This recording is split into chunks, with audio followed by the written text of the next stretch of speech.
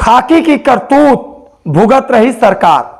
जी हां, जिस प्रकार से आपके रक्षक बन जाएंगे भक्षक, तो सोचिए क्या होगा। कुछ यूपी में इसी प्रकार का एक हफ्ते से लूट का खेल जारी है, जिससे सरकार की बड़ी किरकिरी हुई है।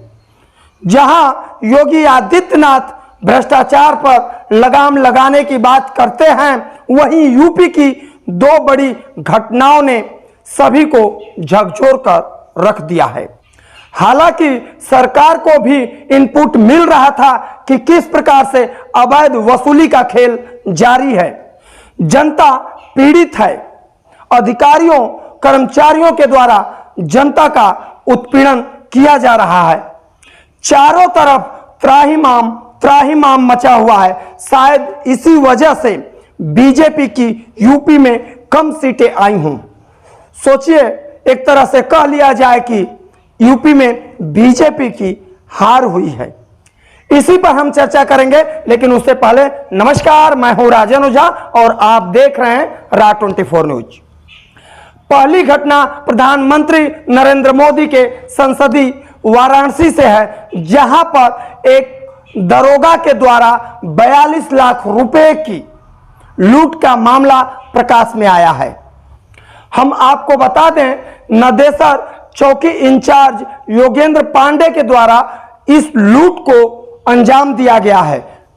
पिछले दिनों करीब 4 से 5 रोज पहले योगेंद्र पांडे अपने 4 साथियों जो कि पुलिस में नहीं है, वाराणसी से 92 लाख रुपए करीब लेकर के 2 व्यापारी बस में सवार होते हैं और कोलकाता के लिए प्रस्थान करते हैं।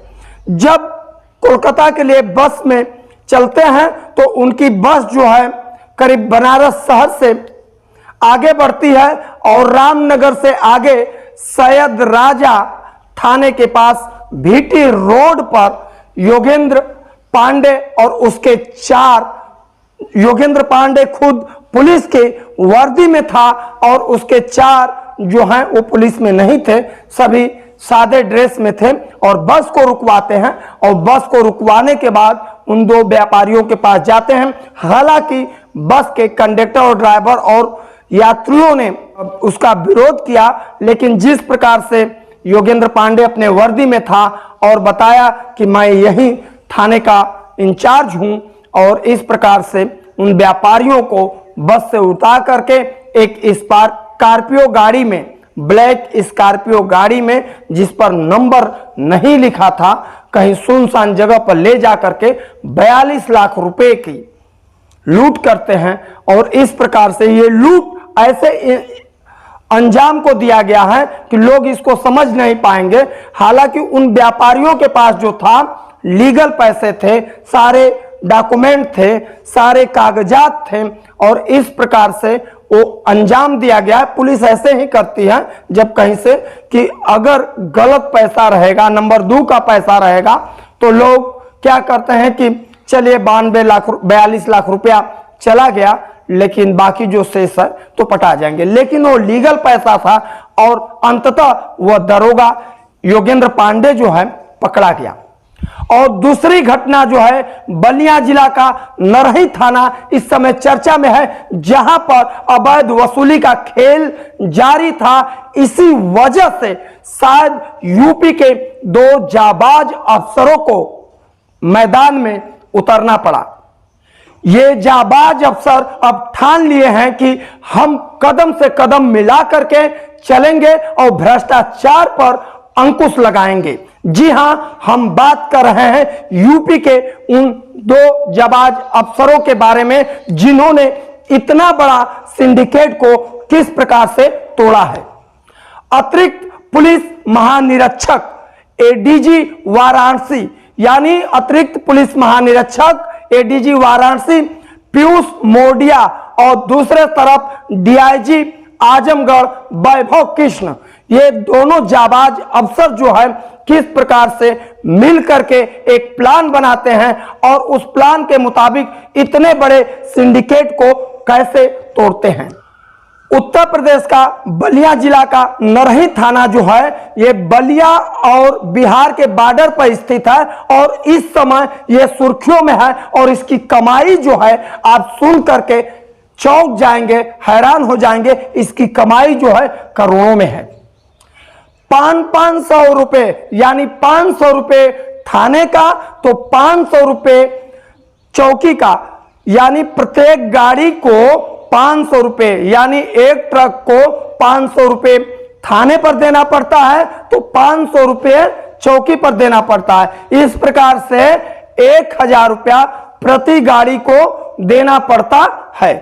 इस प्रकार से कुल मिलाकर के लगभग करीब प्रतिदिन 1500 से 2000 गाड़ियां उस रास्ते से जो है क्रॉस करती हैं, उस बॉर्डर से जो है क्रॉस करते हैं। तो आप आंकड़ा लगा लीजिए 1500 से 2000 गाड़ियां जब क्रॉस करती हैं और पर गाड़ियों पर 1000 रुपए की वसूली होती है तो करीब ये लाखों में संख्या होती है और उसको कन्वर्ट कर दिया जाए तो 1.5 से पौने 2 करोड़ रुपए महीने के वसूली उस थाने और चौकी के द्वारा किया जा रहा था। और जब इस बात की जानकारी जब इन 2 जाबाज अफसरों को हुआ और जिस प्रकार से उनको इस बात की सूचना मिली हुई थी तो उनको, हालांकि इस बात के लिए जो व्यक्ति ने बताया था उस पर कई दिनों से उनको वहां के बारे में और यूपी में करप्शन के बारे में, जो खास तौर से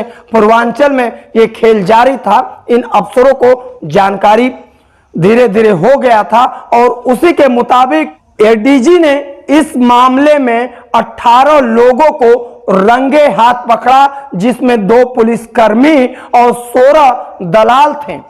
मामला जब सामने आया तो एसपी और एसएसपी को वहां से हटा दिया गया। सोचिए, जब मामला ये सामने आया तो वहां के बलिया के एसपी और एसएसपी को वहां से हटा दिया गया। सीओ, थानेदार और चौकी के 6 पुलिसकर्मियों को सस्पेंड कर दिया गया। 7 पुलिसकर्मियों सहित 23 लोगों पर मुकदमा लिखा गया। थानेदार सहित 5 पुलिसकर्मी जो हैं फरार हैं। इस ऑपरेशन के बाद एडीजी पीयूष मोडिया जो हैं सुर्खियों में हैं। सादी वर्दी में खुफिया एजेंट की तरह से पूरा ऑपरेशन को चलाया। 13 बार ट्रक बदले और बॉर्डर की रेकी की और 17 लोगों की स्पेशल टीम बना करके इस घटना को अंजाम दिया गया। कई दिनों से नरही थाने और कोरंटाडी पुलिस चौकी के बारे में एडीजी पीयूष मोडिया को शिकायत मिल रही थी कि इस थाने और चौकी की कमाई जो है करोड़ों में है।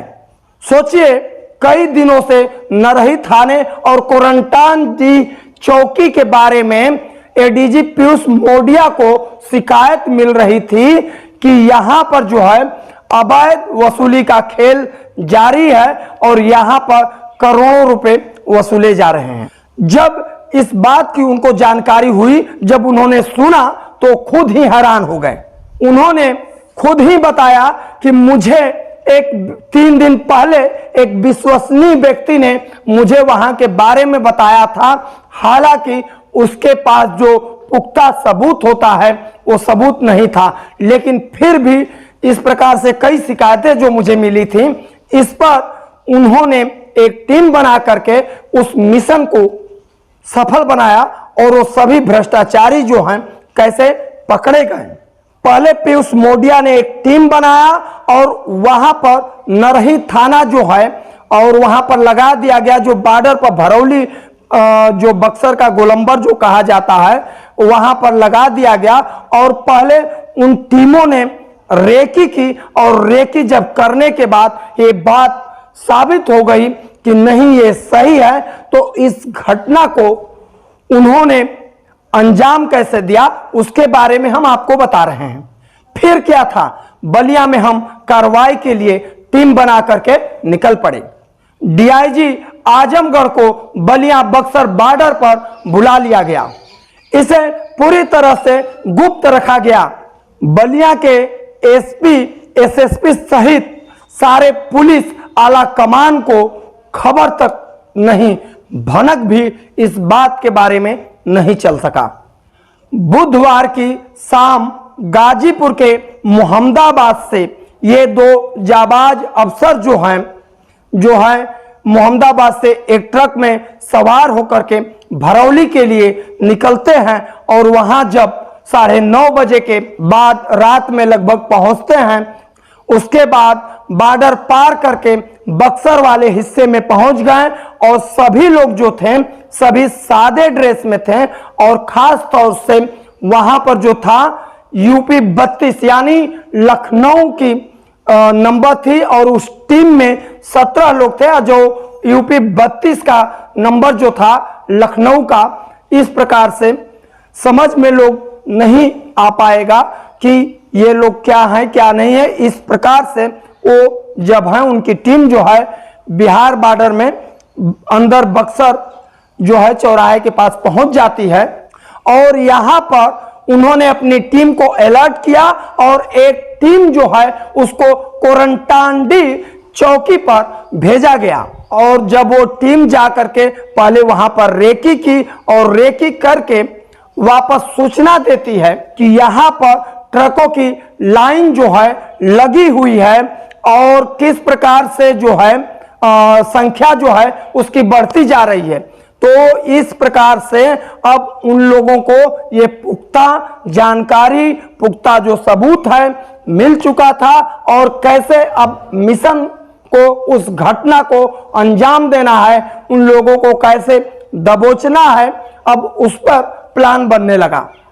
सोचिए जहां पर चंद ट्रकों की बात की सूचना हुई थी और जब ये खुद ही जाबाज अफसर जो है अपने आंखों से जाकर के देखा तो ट्रकों की लाइन लगी हुई थी, उस ट्रकों की संख्या वहां पर उन लोगों ने खुद ही देखा था और उस ट्रक के एक अंदाजा लगाया गया था कि यहां पर करीब ये संख्या जो है 1000, 1200, 1500 कम से कम ये पर डे जो है ट्रक यहां से पार होते हैं। जब उन लोगों ने अपने आंखों से इस दृश्य को देख लिया, उन लोगों को ये उम्मीद भी नहीं थी कि शायद इतने ट्रक रहे होंगे। सोचिए जब इन चीजों को उन लोगों ने अपने आंखों से देख लिया, उन लोगों को इतनी उम्मीद नहीं थी कि शायद इतने ट्रक रहे होंगे। जानकारी पर यह पता चला कि यहां पर डे कम से कम 1000, 1200, 1500 जो ट्रक है बालू के, कोयले के, इस प्रकार से 500-500 रुपए दे करके मतलब उन ट्रकों को बॉर्डर कैसे पार कराया जाता है और बिहार से यूपी की सीमा में किस प्रकार से प्रवेश करने के एवज में, गाड़ी क्रॉस कराने के एवज में 500 से लेकर के 1000 रुपए लिए जा रहे हैं। फिर उसके बाद ये लोग कोरंटांडी पुलिस चौकी के पास जाते हैं और वहां पर देखते हैं कि 3 पुलिसकर्मी बैठे हुए हैं, एक पुलिसकर्मी वसूली कर रहा है और ये सब जब आंखों से अपने देख लिया सारे दृश्य को, थाने को और कोरंटांडी पुलिस चौकी को, तो उसके बाद एक दूसरा बालू भरा ट्रक को उन जाबाज अफसरों ने रुकवाया और उसमें उस ट्रक में बैठ गए और उन्होंने कहा कि देखिए हम लोग पुलिस वाले हैं और मुझे गाड़ी में बैठने दीजिए, मुझे भी आगे चलना है। उसके एवज में जो है आप लोगों का जो 500-500 रुपया देते हैं वो नहीं देना पड़ेगा। और वो जाबाज अफसर खलासी बन करके उस ट्रक में, बालू भरे ट्रक में पहुंच गए। एक दफा वो ट्रक वाला भी वो सहम गया था कि आखिर में ये क्या है, लेकिन उन जाबाज अफसरों को उस ट्रक में बैठाता है और उसके बाद वो लोग उस गंतव्य पर अब अपने मिशन को सफल करने के लिए पहुंचते हैं। वह तो नजारा ही कुछ और था जब 500-500 रुपए प्रति ट्रक वाले पकड़ा रहे थे और जब इनकी बारी आई 500 रुपए देने की तो ये जाबाज अफसर जो हैं उतर करके उस पुलिस वाले को पकड़ते हैं। हालांकि कुछ आपस में ये होता है, लेकिन जब वो पुलिस वाले जाने कि ये अफसर हैं, ये डीआईजी हैं और ये एडीजी हैं, तो उन्होंने तुरंत ही वहां से भाग गए। और मौके पर जो है एक सिपाही जो है वो पकड़ा जाता है। रात 1 बजे शुरू हुआ था ऑपरेशन। फिर डीआईजी और अपनी टीम के साथ मिल करके छापेमारी शुरू की। तीनों टीमें जो हैं रात 1 बजे भरौली पहुंच करके पोजीशन ले ली। हम वहां से एक ट्रक में सवार हुए। पीछे वाले ट्रक में जो है डीआईजी साहब थे। टीम पहले से ही भरौली गोलंबर पर अलर्ट थी। हम और डीआईजी साहब बिहार बॉर्डर से भरौली गोलंबर पर पहुंचे और रात 1:30 बजे ऑपरेशन शुरू हुआ। टीम ने देखा कि पुलिस वाले और दलाल मिल करके कैसे धमका करके लोगों से वसूली कर रहे हैं। वहां पहुंचते ही हमने इशारा किया और हमारी टीम ने धरपकड़ शुरू कर दी। इसके बाद भगदड़ मच गई और हमने दौड़ा करके जो है दलाल को पकड़ लिया और एक सिपाही जो है हरिदयाल को पकड़ लिया। इसके बाद बारी बारी से गिरफ्तार कर दलालों और उन पुलिसकर्मियों को बगल के एक मंदिर में ले जा करके बिठाया गया।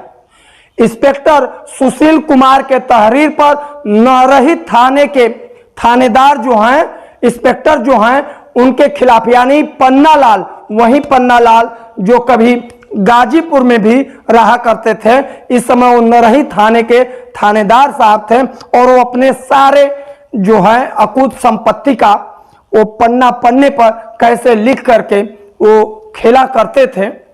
और कोरंटांडी चौकी प्रभारी राजेश प्रभाकर सहित 7 पुलिसकर्मियों के खिलाफ जो है एफआईआर मुकदमा दर्ज किया गया। सोचिए, इन सब लोगों को उसी थाने पर, जिस थाने पर ये लोग नौकरी करते हैं, यानी पन्नालाल नरही थाने का थाना इंचार्ज जो है और जो कोरंटांडी चौकी जो है वहां के चौकी इंचार्ज राजेश प्रभाकर, 7 पुलिसकर्मियों सहित 16 दलालों के ऊपर मुकदमा दर्ज किया गया।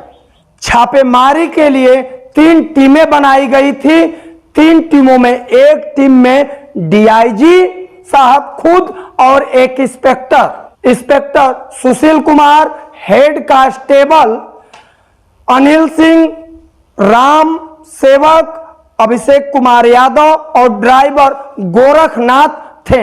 दूसरी टीम में इंस्पेक्टर अब्दुल वहीद, एसआई अंबिका प्रसाद, रविकांत साहू, मनीष यादव, राव वीरेंद्र यादव, रजनीकांत यादव, विवेक रंजन थे।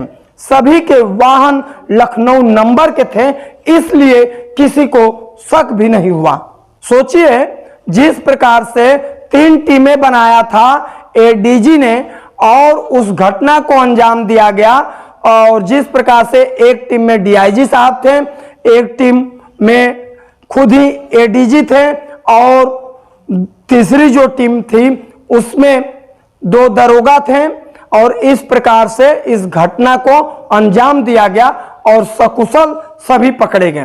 और इसके बाद जिन लोगों के ऊपर कार्रवाई हुई है, जिन लोग जो पकड़े गए हैं, जिनके ऊपर एफआईआर हुआ है, कुछ इस प्रकार से हैं। नरही थाने का थानेदार जो है पन्नेलाल और चौकी इंचार्ज जो है राजेश कुमार प्रभाकर, सिपाही दीपक मिश्रा, सिपाही बलराम सिंह, हेड कांस्टेबल विष्णु यादव और सिपाही सतीश गुप्ता, सिपाही हरदयाल के अलावा दलाल रविशंकर यादव निवासी भरौली, विवेक शर्मा, जितेश चौधरी, वीरेंद्र कुमार राय, सोनू सिंह, अजय कुमार पांडे, वीरेंद्र सिंह यादव, अरविंद यादव, रमाशंकर चौधरी, जवाहिर यादव, धर्मेंद्र यादव, विकास राय, हरेंद्र यादव, सलाम अंसारी, आनंद कुमार ठाकुर, दिलीप कुमार अस्थानी के खिलाफ भ्रष्टाचार अधिनियम के तहत सभी के खिलाफ मुकदमा दर्ज किया गया। इतनी बड़ी कार्रवाई से योगी आदित्यनाथ खुद ही एक्शन में दिखे और वहां पर एक बड़ी कार्रवाई की। बलिया के एसपी देवरंजन वर्मा और एसएसपी दुर्गा शंकर तिवारी को हटा दिया गया, दोनों को वेटिंग में रखा गया। वहीं सीओ और जो नरही थाने का थाना इंचार्ज जो है पन्नालाल, चौकी का प्रभारी जो है इन एसएचओ सहित तमाम लोगों को, इन लोगों को सस्पेंड कर दिया गया और सभी के ऊपर विजिलेंस जांच बैठा दी गई है। और अकुत संपत्ति, अब इनकी सोचिए कि अकुत संपत्ति की भी जांच होगी। जिस प्रकार से आज इन जो जाबाज अफसरों ने मिसाल पेश किया कई दिनों से, सोचिए कहीं इस प्रकार से आए दिन आप देख रहे होंगे कि कहीं ना कहीं मीडिया में सुर्खियों में किस प्रकार से लोगों का शोषण किया जा रहा था, लोग प्रताड़ित हो रहे थे। और जिस प्रकार से उन जाबाज अफसरों ने इस मिशन को टारगेट बना करके सफल बनाया, खुद योगी आदित्यनाथ जो हैं इसकी मॉनिटरिंग कर रहे थे, उनके साख जो है दाव पर लगे थे। तो इस प्रकार से जब ये हुआ है, क्योंकि आम जनता भी इस अवैध वसूली से कहीं ना कहीं प्रताड़ित हो रही थी। तो एक प्रकार से देखा जाए कि भ्रष्टाचार पर जो है ये कड़ा प्रहार किया गया है। अब अंकुश लगता है कि नहीं लगता है, और बाकी हमारी आपको वीडियो कैसी लगी आप जरूर कमेंट बॉक्स में सुझाव दीजिएगा। इन दो जाबाज अफसरों को हमारे तरफ से जय हिंद।